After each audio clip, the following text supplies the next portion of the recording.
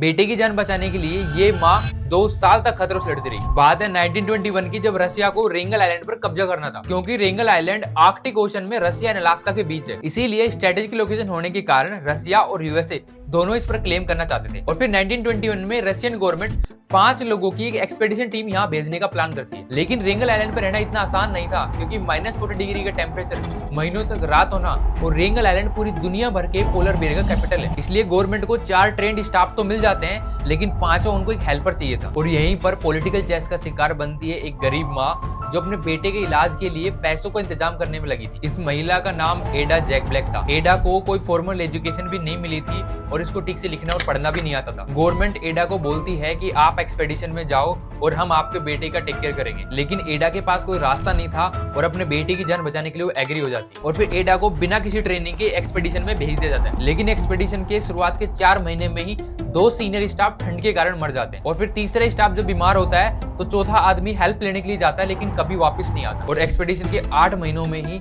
चारों trend staff मर गए थे। अब एडा अकेली बची थी आइलैंड पर। एडा अपने बेटे से मिलना चाहती थी, इसलिए अपने आप को बचाए रखने के लिए वो हर संभव प्रयास करती है। इसलिए जब खाना खत्म हो जाता है तो एडा समुद्री सील्स और बर्ड्स का शिकार करना स्टार्ट कर देती है और अपने आप को ठंड से बचाने के लिए एनिमल स्किन से कपड़े बनाने लग गई। लेकिन एक दिन एडा की लाइफ में टर्निंग पॉइंट आया, जब एक दिन पोलर बियर एडा के कैंप में घुस गया। पोलर बियर को सामने देखकर एडा बहुत डर गई थी, लेकिन अपने आप को जिंदा रखने के लिए एडा पास में रखी राइफल को उठाती है और पोलर बियर पर फायर कर देती है। और जो एडा पहले अपने आप को सिर्फ सर्वाइव कर रही थी, अब एडा इस पोलर बियर को मारने के बाद इस आइलैंड को अपना घर मानने लगी। इस तरीके से एडा अपने आप को वहां पर 2 साल तक सर्वाइव करती है। और जब फाइनली 2 साल बाद रेस्क्यू टीम आती है तो देखकर हैरान हो जाते हैं। गवर्नमेंट ने एक्सपेक्ट किया था कि सब लोग वहां मर चुके होंगे, लेकिन जब उन्होंने एक माँ को देखा तो पूरी दुनिया हैरान हो गई। इसके बाद पूरी दुनिया भर की मीडिया ने एडा को हीरो बनाना चाहा, लेकिन एडा ने एक सिंपल लाइफ चूज की और अपने बेटे के साथ अलास्का में सेटल हो गई। दोस्तों, एडा की कहानी हमें ये सिखाती है कि कई बार स्ट्रॉन्ग पर्पज स्ट्रॉन्ग बॉडी से ज्यादा जरूरी होता है। स्टोरी अच्छी लगी तो लाइक एंड सब्सक्राइब जरूर कर देना।